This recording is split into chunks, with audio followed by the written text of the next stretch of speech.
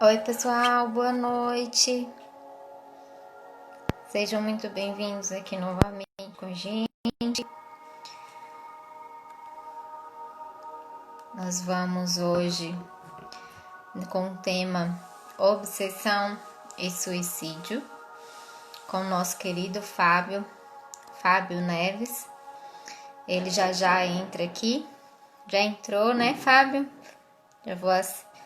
Eu vou convidá-lo aqui já para iniciando com a gente. Tá? Só um minutinho. E vamos fazendo nossa preparação assim que o Fábio entrar. E já vou deixando o livro aqui. Olá, Fábio! Oi, Que boa noite, bom te ver por Suzana. aqui! Aí. Muito bom, muito obrigada desde já por ter aceito o convite, tá? Como de costume, eu vou fazer aqui uma breve preparação para você já começar, tá bom? Tudo bem. Fazer uma leitura aqui no livro Vigiar e Orar do irmão Barcelli. Provocações. Não aceites provocações. Toma a iniciativa de encerrar qualquer discussão. Não leves adiante o bate-boca. O que o diálogo fraterno não resolve, a discussão complica. O silêncio e o tempo são os grandes aliados da verdade. Não pretendas impor-te a ninguém. Consome-se muita energia em conversação inútil. Se alguém te interpreta equivocadamente, não te expliques além do necessário. Quem levemente abre a porta em vigilância, termina por escancará-la. Não entres na faixa do que procuram tirar-te do sério. Ao invés de descer ao nível do contendor, faz-o subir ao teu. Então, vamos agradecendo a espiritualidade por participar, primeiramente, já nos preparando, agradecendo aos benfeitores da Casa Fraterna, os guardiões, a Jesus, o nosso Mestre, que nos ampara, que nos fortalece e que coloca em palavras de sabedoria, de amorosidade em nossas bocas, para que a gente consiga chegar no coração das pessoas que escuta agora e que escutará depois. E que assim seja. Que assim seja. Fábio, então, com você, obsessão e suicídio, né? A gente está já no terceiro encontro aqui relacionado a esse tema e agora você vai acrescentar com certeza de forma maravilhosa. Com você. Valeu, Suzana. Obrigado, né? É um prazer estar com vocês, né? Aqui, pessoal da boa terra de Caculé. Na minha adolescência aqui em Salvador, quando eu cheguei aqui para estudar, fazia cursinho ainda, eu conheci um caculéense, Betão, que ele tem uma frase que eu acho maravilhosa, que ele diz que Caculé seria um sonho se não fosse real. Fantástico. Verdade. É. E é uma terra, um lugar que tem uma energia muito boa, muito positiva, pessoas amorosas, né, cativantes. Então é um prazer estar aqui com vocês, né, para falar desse tema. E assim, eu começo dizendo que nada é gratuito, né? Assim, já tive aí, né, na Casa Fraterna, tendo a oportunidade de falar com vocês e para vocês, com os adultos, fiz um trabalho com as crianças, foi muito gratificante. Muito Mas eu não bom. sei, assim, como é que esse tema, né, você veio falar comigo desse tema, porque o universo é assim, nada vem de graça. E hoje eu me sinto contemplado e muito à vontade de falar disso, né, porque eu acho que você, Suzana, né, está muito perto da minha irmã, Nereida, e ela levou, né, eu passei por um período difícil, ela levou isso aí, né, pedindo orações, né, vibrações positivas. E eu posso falar agora de dentro de uma questão que eu acho tão importante, né? A gente, dentro de uma casa religiosa, né, a casa espírita, tocar um tema que a gente possa trazer isso também para a questão social. Né? Assim, só para a gente começar esse bate-papo, dizer que, não sei se vocês sabem, mas no mundo morrem por suicídio 800 mil pessoas por ano. Por ano. No Brasil, a taxa de suicídio nos últimos anos aumentou 7%. Entendeu? Ao contrário do índice mundial que caiu quase 10%, né? Segundo a Organização Mundial de Saúde, enquanto no mundo a taxa de suicídio caiu quase 10%, no Brasil aumentou 7%, né? E quase 80% dos suicídios no mundo ocorre nos países de baixa e média renda da população. E o suicídio é a causa principal entre os jovens de 15 a 29 anos. Por aí, vamos analisar o quanto esse tema é importante para a gente começar a entender, né, a gravidade da coisa e como a gente pode interferir nisso positivamente. Né? Quando Jesus nos fala no Evangelho sobre caridade, a gente precisa extrapolar a questão do material. Caridade não é só dar a matéria, dar o pão. Né? Caridade, às vezes, é dar a palavra, dar uma atenção, né? Dar a sua presença, doar um pouco do seu tempo.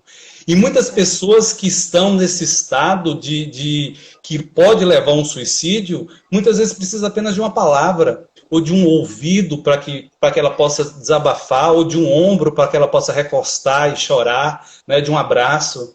E nós estamos vivendo numa sociedade que não está olhando para o lado. Né? Não está olhando para o lado. Hoje, tem um teórico da comunicação, McLuhan, que ele já dizia isso no início dos anos 80, que o mundo era uma aldeia global. Ele previu isso, essa coisa da internet, onde todo mundo está conectado. E hoje o mundo é uma aldeia global. Né? Em questão de segundos, você manda uma mensagem para o outro lado do planeta. Enquanto muitas vezes a gente não tem a capacidade e a sensibilidade de olhar para o lado, para um familiar, para um amigo, para um vizinho, para um colega de trabalho e perceber o quanto ele está precisando da nossa atenção, da caridade do nosso tempo. Né?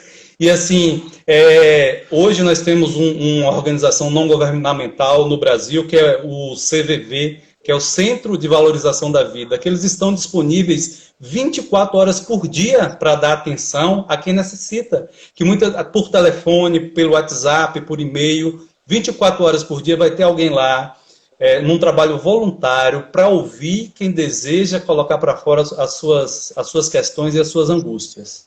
Tá? Então, esse é o cenário, né? O cenário do suicídio como uma questão social gravíssima. E como é que a literatura espírita, como o espiritismo vem unir esses dois temas, obsessão e suicídio? Né? Obsessão, a gente está acostumado a ver dentro da casa, né, dentro da literatura espírita, que é uma ação persistente, né, de algum espírito desencarnado, algum irmão nosso, que já não está mais no plano material, está no plano espiritual, que começa a agir e interferir na nossa vida. Né? Ele encontra, vamos dizer assim, brechas, buracos, né, na nossa sintonia, na nossa vibração, e como ele já tem aquela tendência de querer viver aquilo, ele sintoniza, né, com essas nossas falhas e começa a interferir na nossa vida. Didaticamente, o Espiritismo divide a obsessão em 3 partes, né? A obsessão simples, a fascinação e a subjugação. A obsessão simples são aquelas ideias, é o tipo de obsessão mais leve, em que o espírito ele começa a se aproximar de você e começa a querer lhe induzir a certo tipo de ações, a certo tipo de comportamentos, né? Certo tipo de atitudes que não é muito o seu jeito de ser. Por isso que Jesus fala no Evangelho, orai e vigiai. Por isso que a gente tem que estar sempre em sintonia com as boas coisas da vida. Né? Nada melhor para começar o dia do que uma oração. E nada melhor para terminar um dia também com oração. Né? Nós começamos a nos blindar desse tipo de interferência quando a gente sintoniza com isso. Né? Então, a obsessão simples são esses insights, essas oportunidades. A fascinação já é um pouco mais grave, é quando esses nossos amigos desencarnados começam a colocar na gente já ideias concretas. Sabe quando você começa a pensar numa coisa que, pô, peraí, isso não é muito o meu jeito de pensar. Você começa a ter imagens, visualizar coisas que não é muito o seu perfil. Né? Aí você começa já a ter mágoas, tristezas, angústias, você começa a ter fantasias, né, depreciativas que não faz parte da formação da sua personalidade. Né? Isso é um tipo de obsessão intermediária. E a extrema é quando, através de um processo espiritual extremo, você começa a sofrer influências de dominação total, tanto moral quanto física, né, desses amigos espirituais que estão aí, né, querendo oportunidades, saíram dessa vida, ainda não entenderam a necessidade de começar a se voltar para um processo de conhecimento, de evolução espiritual, e ainda tenta viver uma vida de equívocos como ainda vivia na Terra. Né? Isso nós estamos falando da obsessão espiritual, mas não podemos esquecer também uma das obsessões mais importantes que tem, que é a obsessão entre encarnados. A obsessão de quem está aqui nesse plano material, né? Que é o tipo de obsessão muito mais fácil. Porque, assim, como eu disse atrás, se você ora e vigia, se você tem uma sintonia com o bem, né? Se você é bom, se você é harmônico, se você está ligado às coisas da natureza, às coisas divinas, dificilmente você consegue sofrer essas influências. Mas, às vezes, a obsessão entre encarnados é aquele que está do seu lado, está no mesmo plano que você, é matéria. Sabe? Aquela pessoa que está sempre ali, lhe colocando coisa na cabeça, lhe jogando as coisas, né? Aquilo vai lhe contaminando. Então, se você precisa saber muito como lidar com as pessoas, né? A gente pode sentir. É comum a gente ter uma ou duas pessoas que você chega perto e você já consegue sentir aquela energia negativa, né? Aquela pessoa que não lhe traz aquela tranquilidade, lhe incomoda. A simples presença da pessoa já é um incômodo. Então, assim, não é que você deva se afastar dessa pessoa, mas você deve, em contato, se relacionar com essa pessoa, sempre voltado para estar em sintonia com as coisas boas da vida, para não deixar que ela possa, entendeu? Com a energia dela, lhe contaminar. Então você tem que estar com esse equilíbrio. E aí, voltando, né, falar um pouquinho dessa parte do que a literatura espírita fala, né, no Evangelho segundo o Espiritismo, de Allan Kardec, tem lá no capítulo 5, né, um tema que ele fala sobre suicídio e a loucura. Né? Se nós pegarmos o termo loucura, né, de acordo com o dicionário Wise, por exemplo, ele diz que é um distúrbio, uma alteração mental caracterizado pelo afastamento mais ou menos prolongado dos nossos métodos habituais de pensar, sentir e agir. Bom, às vezes a gente usa a loucura até como um termo pejorativo, né? Assim, pô, fulano é louco, é uma coisa extrema. Mas se você olhar no fundo, no sentido literal da palavra, todos nós, se você pegar esse conceito, temos um pouco de loucura em determinado momento da vida. Né? Então, assim, é quando você não consegue mais equilibrar o seu pensamento, o seu sentir, o seu agir. É quando você começa a fugir dessa realidade. Aí vem a grande pergunta, né? E por que as pessoas cometem o suicídio? Por quê? São várias as causas. Né? Você tem... começa pelo materialismo exacerbado, quando a pessoa perde todos os seus bens, não aguenta. Nas crises, normalmente você tem muito suicídio, onde as pessoas começam a perder. Quando as pessoas estão vivendo períodos de solidão, de depressão, como eu passei recentemente, enfermidades incuráveis, quando a pessoa está doente, não vê a cura, entra naquele desespero, é comum, né, se recorrer ao suicídio. Quando a pessoa sofre violência, maus tratos, abuso de todo tipo. Aqueles que vivem uma pobreza extrema, né, que falta tudo e não consegue entender, geralmente também é levado a isso. O fanatismo religioso, que a gente vê tanto do Oriente Médio, né, por conta de uma religião e de um Deus, as pessoas se matam, inclusive para matar outros. caso do homem-bomba, né? E diversas outras coisas, negligência e abandono familiar, perdas afetivas, álcool, droga, distúrbios mentais, desesperança e por aí vai. E, inclusive, a obsessão espiritual. Porque se a pessoa se permitir, ela consegue ser influenciada tão gravemente a ponto de um amigo espiritual que, entendeu, que ainda está vivendo esse lado do mal, conseguir influenciá-la para que ela possa, né, cometer um ato desse. Então, pegando esse item do capítulo 5 do Evangelho segundo o Espiritismo, lá tem um texto grande que fala sobre suicídio e loucura. Eu queria tirar de lá, né, apenas uma ideia que ele fala. Né? Ele diz lá, que eu acho que tem tudo a ver com o nosso momento atual, de Brasil, de mundo, né, que nós estamos vivendo. Que ele fala que o que leva as pessoas ao suicídio é a propagação das ideias materialistas. Veja bem, propagação das ideias materialistas. O que é isso? Nós estamos vivendo um mundo que a nossa felicidade é medido com o olhar da matéria. A gente olha para o outro, né? Se o outro é bem sucedido financeiramente, materialmente, a gente já entende que ele é feliz. Né? Se a pessoa tem uma vida estruturada, uma bela casa, carro, posses, né, assim, consumos materiais, você já fala assim, poxa, essa pessoa é feliz. Então a gente começa a medir a nossa felicidade por aquilo que a gente precisa ganhar. E a felicidade não é medida por aí. A felicidade é um estado de espírito que independe do quanto você ganha. Independe da qualidade da sua casa. Você entendeu? Se é um casebre ou se é uma mansão. Se você anda de ônibus ou se você anda de uma limusine de último ano. Entendeu? Se você ganha um salário mínimo ou se você ganha um salário acima de 200, 300 mil reais. Né? Então, assim, e o que a gente precisa entender? Não é o dinheiro que traz a felicidade.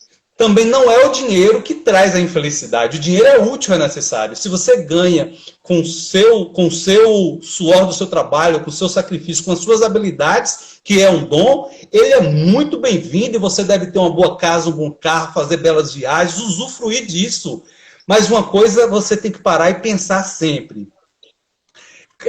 Inclusive, Frejá, de uma música do Barão Vermelho que chama Amor para Recomeçar, não sei se vocês conhecem, tem uma parte da música que ele fala assim, ó, eu desejo que você ganhe dinheiro, pois é preciso viver também, e que você diga a ele, pelo menos uma vez, quem é o dono de quem. Entende? Você tem que ter o dinheiro, agora você tem que virar para o seu dinheiro e falar assim, ó, eu que sou o seu dono, eu que mando em você, eu vou fazer com você aquilo que eu quero. Eu não vou me rebaixar a você, eu não vou trocar de carro todo ano para fazer bonito para o meu vizinho. Entendeu? Eu não vou andar de roupa de marca porque eu quero me sentir aceito na sociedade. Tá? Então a gente precisa entender isso. E nós estamos vivendo uma vida de crise total. Você entendeu? Ética, valores, dignidade, tá tudo muito complexo. Nós estamos vivendo um momento de transição. Né? Nós saímos há pouco tempo, há poucas décadas, num modelo patriarcal, onde os pais tinham uma grande força na família, né? Às vezes até agiam com excesso, aquela coisa poderosa, e entramos num mundo totalmente desvinculado, em que as famílias começaram a ser permissivas demais, né? Os filhos começaram a ser os reizinhos das casas, e a gente não sabe o que está acontecendo. Nós não podemos negar que nós vivemos um avanço material nunca visto na história. Um avanço material e social. Se nós avaliarmos, eu estou aqui em Salvador, no centro da cidade, há 150 anos atrás, se vendiam seres humanos, se vendiam escravos. Isso é um avanço social. Hoje a gente discute o racismo, está em moda em todos os veículos. Né? As pessoas lutando pelo direito de ser iguais pela condição de espírito e não pela cor da pele. Né? Ainda tem isso. Hoje eu estou aqui falando com vocês, com Caculé, a 800 km de distância, graças ao avanço tecnológico. Né? Hoje todo mundo tem um telefone para falar. Quando eu era criança em Tauap, não tinha telefone, nem fixo. Entendeu? Então, se eu morava fora para falar com meu pai, ele tinha que ir na cidade vizinha para me telefonar. Veja o quanto avançou. Certo? Há 150 anos atrás, quando terminou a escravidão, em uma cidade igual Salvador, os escravos não tinham para onde ir, moravam na rua. O poder público passava todo dia de madrugada para recolher os corpos dos velhos e doentes que morriam de madrugada pelas faltas de condições materiais para a sociedade não ver. Por quê? Porque não tinha um amparo social. Hoje, queira ou não, nós temos uma saúde pública que poderia ser melhor se não fosse o apelo material dos nossos políticos, né, que desvia muito. Então nós temos assistência, agora mesmo com essa crise, tivemos auxílio emergencial, bom, ruim, pouco ou muito, é um amparo. Hoje nós temos a previdência, a aposentadoria, né? Hoje a gente tem energia elétrica na zona rural, isso não existia há 30 anos atrás. O mundo está muito melhor, muito mais confortável. Era ou não era para a gente estar muito mais feliz, nem passar pela nossa cabeça uma ideia de suicídio? Mas não. O que faltou foi um avanço moral. Evoluímos materialmente, evoluímos socialmente, mas não conseguimos sair ainda da trava moral que nós estamos vivendo, né?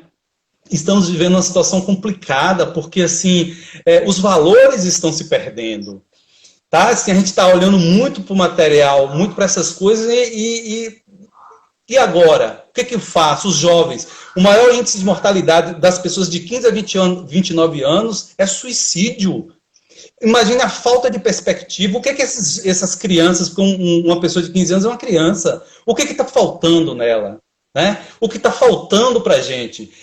E assim, as pessoas estão vivendo uma situação assim, não conseguem aceitar, o que acontece com elas. As pessoas não aceitam mais a tristeza. Né? Antigamente, quando a gente morria um parente ou um amigo, a gente ficava em luto. Eu lembro que quando meu avô morreu, a minha avó usou preto por mais de ano. Né? E assim, mudou o convívio na casa. A gente vivia o luto, a gente aceitava aquela dor. Hoje as pessoas não aceitam mais a solidão, não aceitam mais a tristeza, não está na moda ser triste. Por quê? Porque as redes sociais, né, que estamos aqui na rede social, é uma ferramenta que você tem que saber utilizar.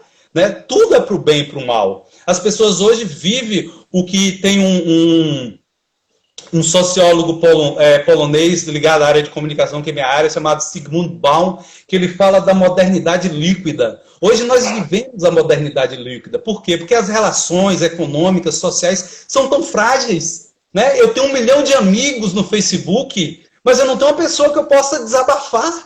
Eu não tenho uma pessoa que eu possa ligar 2 horas da manhã, um amigo de verdade, e falar bem assim, ó, que eu estou aqui triste. Eu estou aqui querendo me jogar pela janela e eu queria conversar com alguém. Você não tem.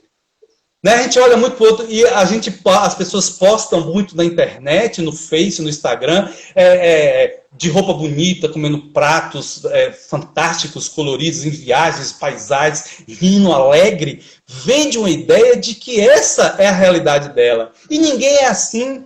E o depressivo, quando está do outro lado e vê esse tipo de coisa nas redes sociais, fala assim, porra, o mundo é maravilhoso, todo mundo feliz, olha para isso, só eu não presto, só eu estou triste, só eu estou solitário, só eu estou sofrendo. Então para que viver? Para que estar nesse mundo? Aí começa a vir as ideias, né, dessa coisa do suicídio, da depressão. Eu falo para vocês, no final do ano passado, eu comecei a entrar num processo de ansiedade generalizada, né? Fui diagnosticado com um transtorno de ansiedade generalizada e, de repente, eu não saía. Trabalho, muita coisa, muita responsabilidade, assumindo tudo, não sabia dizer não para nada. Né? Tudo que alguém queria, eu sim, sim, sim. Comecei a me afundar, entrei no estado depressivo. E é por isso que eu digo para você, eu disse no início da palestra, que nada vem de graça. Por que você me convidou para falar esse tema? Porque eu entrei numa depressão, não que eu tive ideia de suicídio, não, mas eu entendi por que as pessoas se suicidam. Porque lá dentro, quando eu estava naquela depressão e naquela dor, eu olhava e falava assim, porra, isso não vai passar tão cedo.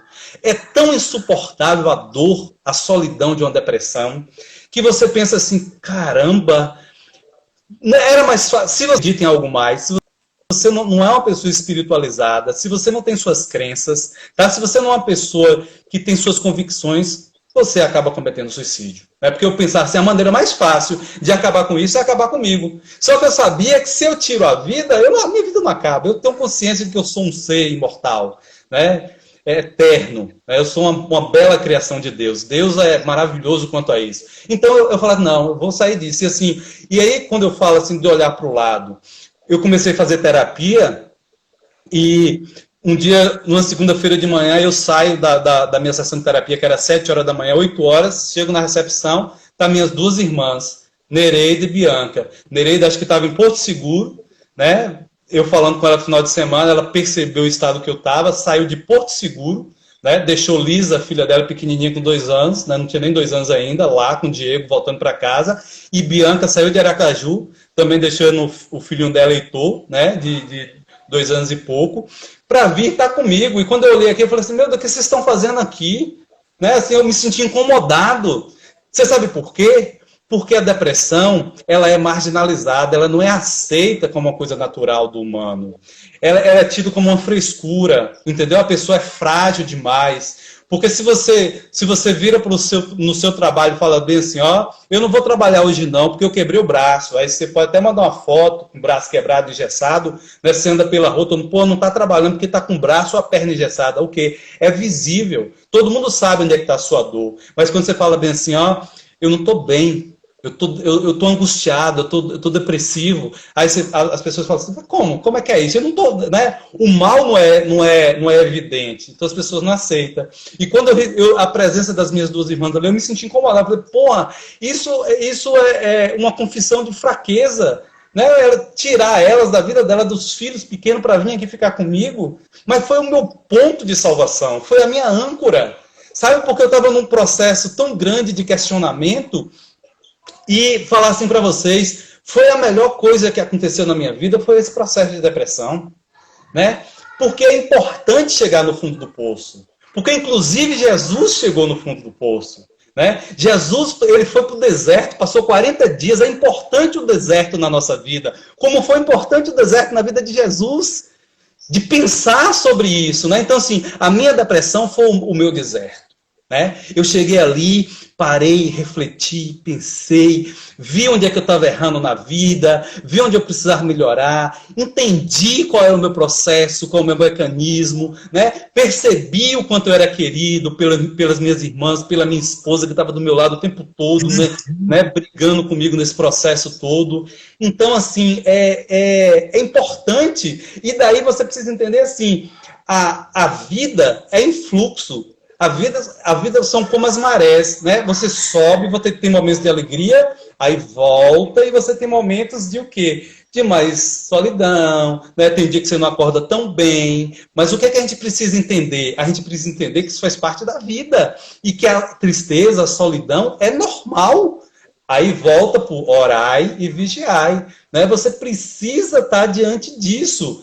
E assim, a gente precisa entender que as confissões, quando você precisa de ajuda, né, as confissões, eu não cheguei a confessar, né, as minhas irmãs me ligaram, eu falava não cheguei a pedir ajuda, mas elas perceberam que eu precisava de ajuda, né, e saíram, Nereida está em Porto Seguro, mais de 800 quilômetros para estar aqui, Bianca, 500 quilômetros de Aracaju para estar comigo, e foi muito importante, porque me resgatou, certo? Então, assim, a gente precisa entender que não é fraqueza espiritual, faz parte do movimento da vida. Porque quanto mais você se aproxima dos ensinamentos de Jesus, quanto mais você se aproxima, mais você vai estar tentado. Né? Mais essas obsessões espirituais vai estar tentando lhe puxar do caminho. Né? E quanto mais você se aproxima da divindade, mais você enxerga os seus delitos, as suas incoerências, as suas dificuldades, o seu jeito errado de ser. Não tem como a gente se limpar se a gente não for pegar essa sujeira que está na gente e tirar. Né? Eu não sei se vocês conhecem, o pessoal aí do movimento espírita, Rossandro Klingey, que é um palestrante fantástico, adoro, um psicólogo, terapeuta. Né? Eu estava vendo agora, ele numa palestra, ele dizendo que ele ficou 3 noites seguidas na sacada do seu apartamento, planejando se matar. E ele ainda falava bem assim... Era 4º andar, e ele brincando, né? Eu tinha que escolher a posição certa de pular, né? Com a cabeça assim, para poder morrer, para não ficar só machucado. Né? E ele falava assim, pô, eu passei por esse deserto. Eu fui ao fundo do poço também, e é uma pessoa fantástica. Né? Padre Fábio de Mello, Né? Padre Fábio de Mello, ele tem uma entrevista dele que ele fala que ele ficava pesquisando na internet formas de se matar, porque ele entrou numa depressão tão angustiante, né, que não conseguia sair.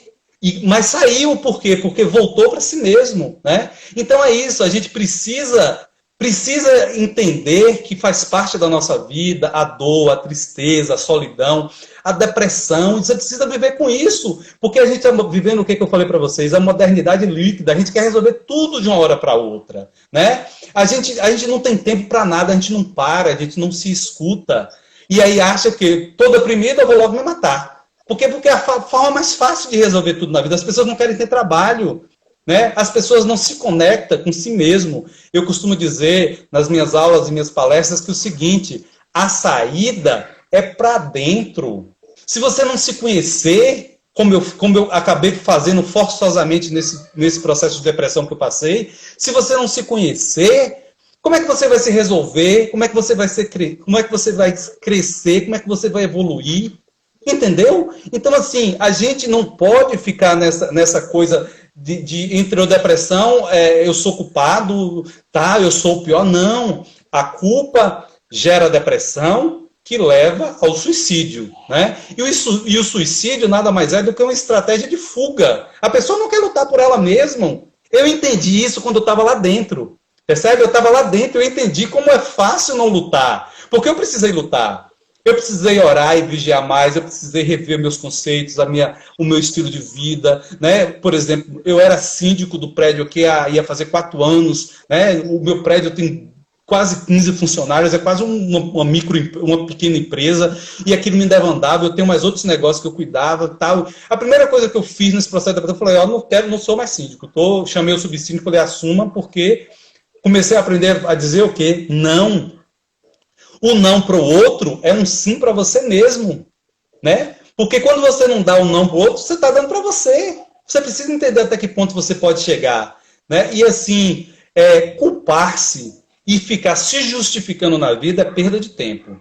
Você precisa entender, troca a culpa pela responsabilidade. Assim, eu cometi um erro, eu não fiz isso correto. Pronto, bacana. Não fiz, ótimo. Então assim, nada de ficar se culpando.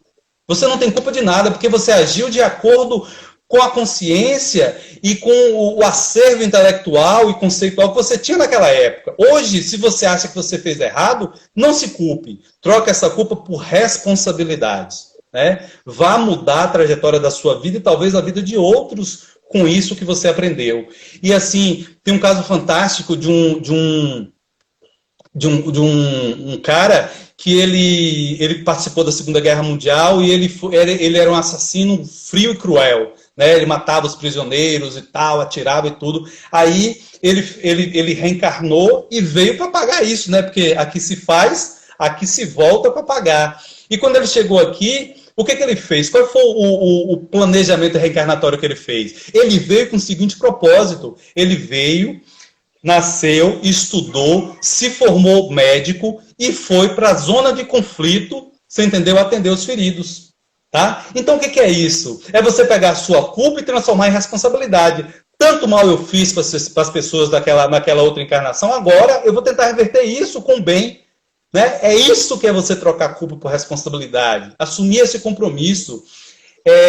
Joana de Ângeles, né, no livro de Divaldo Franco, ela fala o seguinte, que o ser consciente não é aquele que se culpa e se justifica, mas é aquele que se entende e se transforma. É isso que é ter consciência. Ninguém é isento de erros e de falhas. Ninguém. Então você precisa entender isso, que você é passível de erro, de falhar, entendeu? De se equivocar, de errar. Mas entenda que isso não pode virar culpa em você, porque a culpa é a pior coisa que a gente carrega, né? E a gente aceita muito as mentiras alheias. As pessoas costumam muito nos depreciar socialmente. Nessa briga por status social, por visibilidade, né, desse mundo internetico que vivemos, né, às vezes a gente ouve muito, mas você não tem um padrão, você não tem estilo, né, você não tem a capacidade, né, você não tem habilidade para isso, né, você não desempenha direito o seu papel. A gente vai pegando as coisas, você não, e o cérebro da gente não entende o que é realidade e o que é ficção. Né? Porque pode não ser a sua realidade, é a fala do outro, mas você aceita como uma verdade. E isso começa a levar naquele processo todo de culpa, de angústia que leva a uma depressão, né? Consequentemente pode levar a um suicídio, com toda essa interferência espiritual que a literatura espírita coloca, né? Como uma obsessão. E assim, nós, diante do Criador, né? Assim, eu não gosto nem de falar a palavra Deus, eu acho que essa energia poderosa e fantástica, né? Que nos criou. Às vezes a gente se acha feio, pequeno demais, né, impuro demais, e nós não somos assim. Nós somos uma parte do Criador, nós somos co-criadores da vida. E tem até uma palestra de Rossandro que ele dá um exemplo bacana, que ele fala assim, que esse Criador sempre olha para a gente com um olhar de doçura e de misericórdia. E aí, para entender, ele fala que Deus olha para a gente como a gente olha para umas crianças no jardim de escola, aquela criancinha lá no infantil, primeiro aninho que ela vai para a escola, né? Não anda direito, não fala direito e tal. Né? Aí o quê? Como é que essas crianças que elas se comportam na escola? Um empurra o outro, um puxa o outro, né? Um morde o outro, um chora, outro quer o brinquedo e tal. E a gente olha para essas crianças como se fossem bárbaros, né? Como uma puxando o cabelo da outra. Você acha que aquilo é uma barbaridade? Não. A gente olha até com doçura e com graça, né? Até uma criancinha mordendo a outra, a gente acha bonito. E é assim, ele diz que é assim que Deus nos olha. A maldade que a gente faz com o outro é porque nós ainda não somos capazes de perceber quão grande nós somos de fazer o bem. Né? Então a gente precisa entender isso. Né?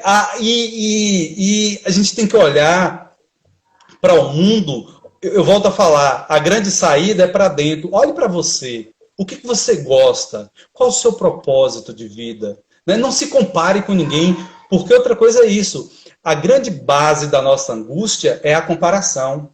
Porque você só vai ficar mal se você se comparar com alguém.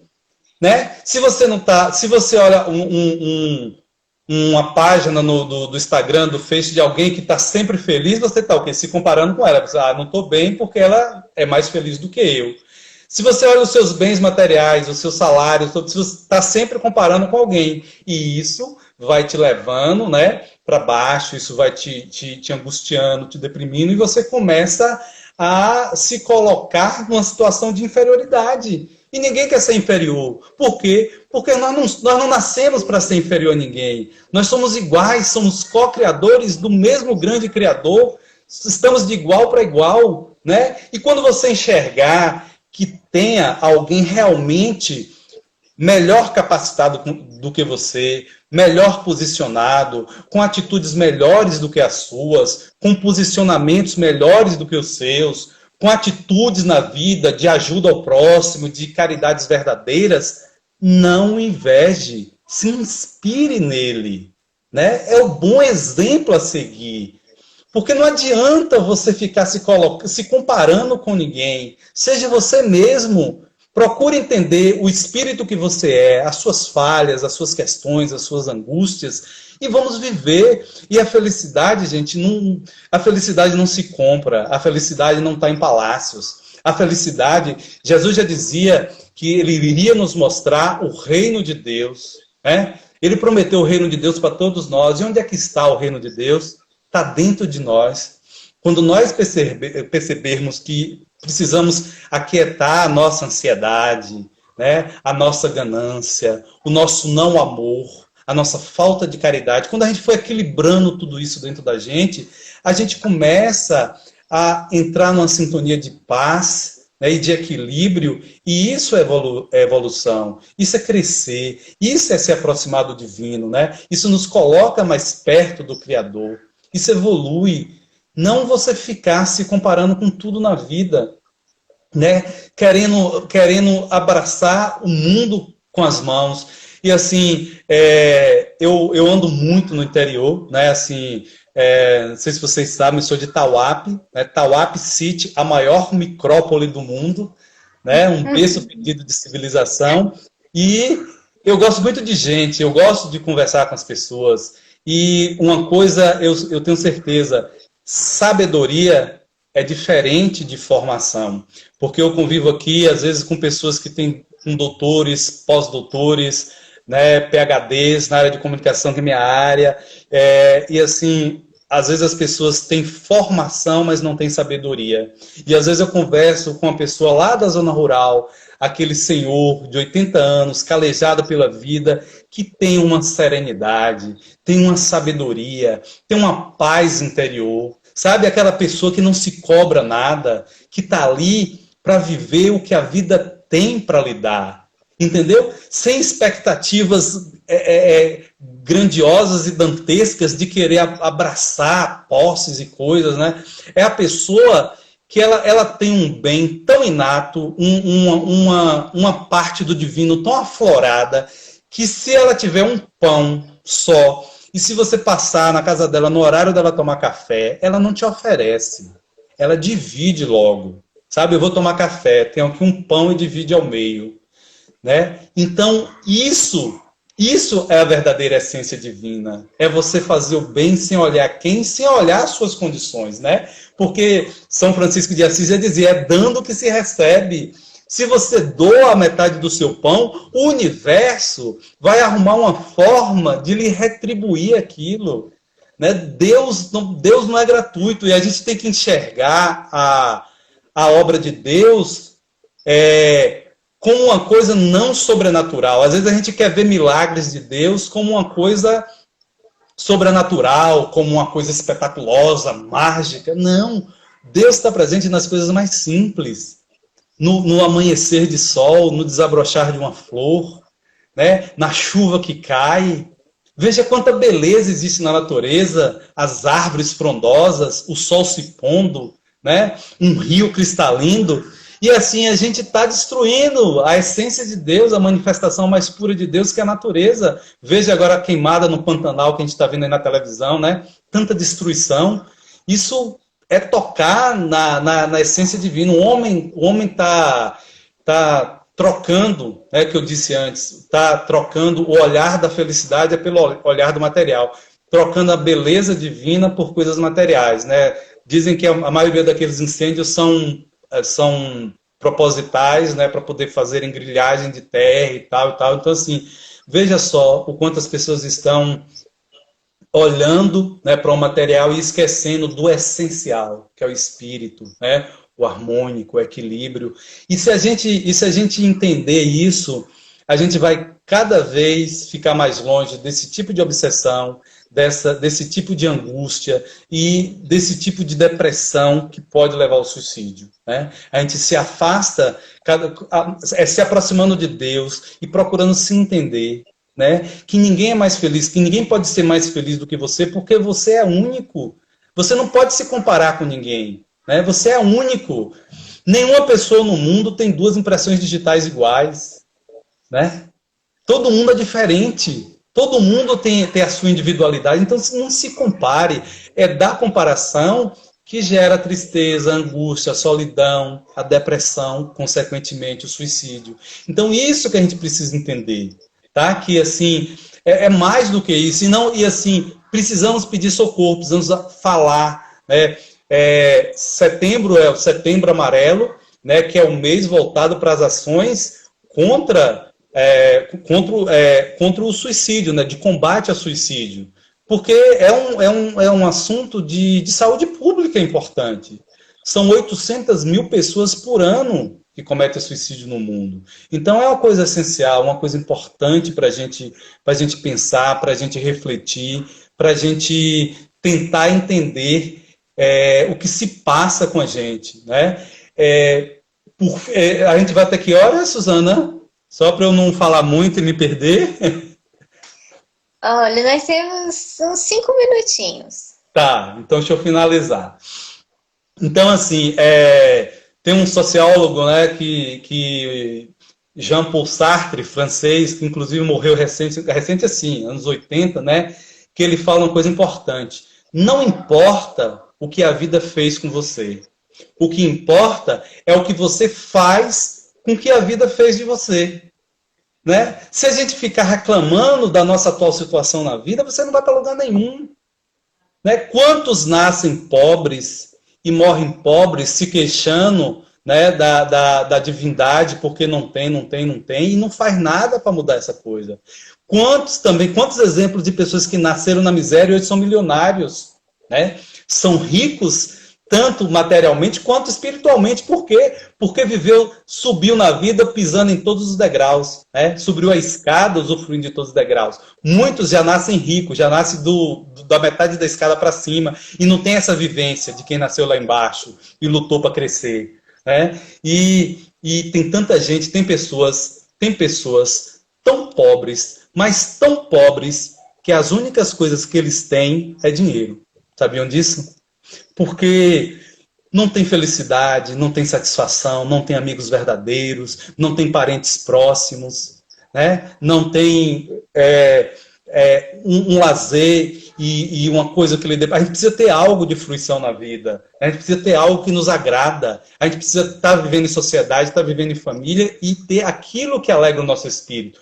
No meu caso é a arte, né? Não sei se a pessoa sabe, mas também sou ator e sou apaixonado por isso.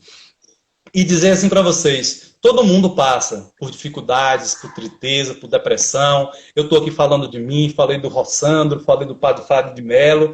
E, como estou falando agora de arte, Emmanuel, no livro Consolador, ele fala assim, a arte é a mais elevada contemplação espiritual por parte das criaturas. É na arte, na música, na boa literatura, na pintura, na escultura, que os espíritos evoluídos se mostram. Tem uma música de Renato Russo, né? Mais uma vez, que eu vou ler a letra aqui para vocês, presta atenção, que ele fala bem assim, ó. Mas é claro que o sol vai voltar amanhã. Mais uma vez, eu sei. Escuridão já vi pior. De endoidecer gente sã. Espera que o sol já vem. Tem gente que está do mesmo lado que você, mas deveria estar do lado de lá. Tem gente que machuca os outros. Tem gente que não sabe amar. Tem gente enganando a gente. Veja a vida como está. Né? Então, olha como esse cara, quando ele faz essa música, você percebe que ele também esteve lá, né? No lado da escuridão, da tristeza, da depressão. Tá? E, para finalizar, eu quero falar aqui para vocês um poema chamado Recomeçar, tá bom? De Braulio Bessa, que eu acho que tem muito a ver com o nosso tema, com a realidade e com tudo aquilo que eu falei aqui. Né? Então, ele diz assim: quando a vida bater forte e sua alma sangrar, quando esse mundo pesado lhe ferir, lhe esmagar, é hora do recomeço. Recomece a lutar.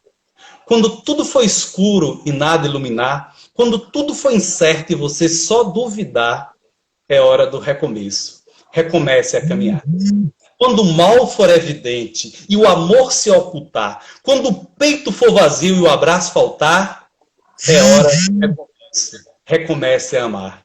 Quando você cair e ninguém lhe amparar, quando a força do que é ruim conseguir lhe derrubar, é hora do recomeço. Recomece a levantar. E quando a falta de esperança resolver lhe açoitar, e tudo que for real for difícil suportar, é hora do recomeço. Recomece a sonhar. É preciso um final para poder recomeçar. Como é preciso cair para poder se levantar. Nem sempre engatar a ré significa voltar. Remarque aquele encontro, reconquiste um amor, reúna quem lhe quer bem, reconforte um sofredor, reanime quem está triste e reaprenda na dor. Recomece, se refaça, relembre do que foi bom, reconstrua cada sonho, reaprenda algum dom, reaprenda quando errar e rebole quando dançar. E se um dia lá na frente, a vida der uma ré, recupere sua fé e recomece novamente. Braulio Bessa.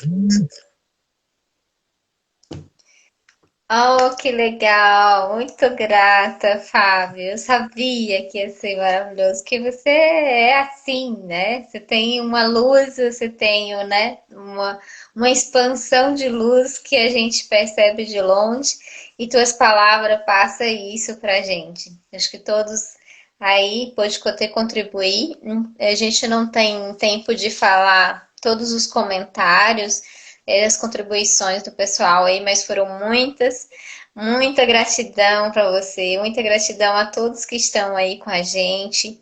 A Thay que mandou a pergunta. Infelizmente, a gente não vai conseguir terminar agora, porque se a gente ia entrar em outros comentários. E foi lindo. Muito, muito, muito obrigada. E vai ficar salvo aqui no Instagram, fica salvo no YouTube da Casa Fraterna, no canal do YouTube da Casa Fraterna também. E aí, com certeza vai chegar em muitas pessoas que precisaram das suas palavras tão amorosas e tão calorosas. Que Deus ilumine você e todos nós. E assim nós vamos encerrando aqui também, agradecendo a espiritualidade que sempre nos prepara um ambiente de luz, de muita paz. Mesmo não sendo a casa fraterna física, mas a gente sente acolhido, sente amparado por todos da espiritualidade, sabendo, né, que todos nós estamos ancorados na missão de Jesus na Terra, de levar um pouco mais de clareza mental, de expandir um pouco mais a consciência. E é isso. Nós vamos encerrando e até terça-feira que vem. Estaremos de volta por aqui. Gratidão. Valeu. Um abraço para todo mundo. Foi um prazer de coração. Nós também. Muito feliz. Com todos compartilharam aí, muito grato pelo que eu vi. E muita gratidão. Temos que encerrar, Vamos. senão a gente ficava aqui ter muito mais tempo. Tchau, Tchau. Fábio. Tchau, pessoal.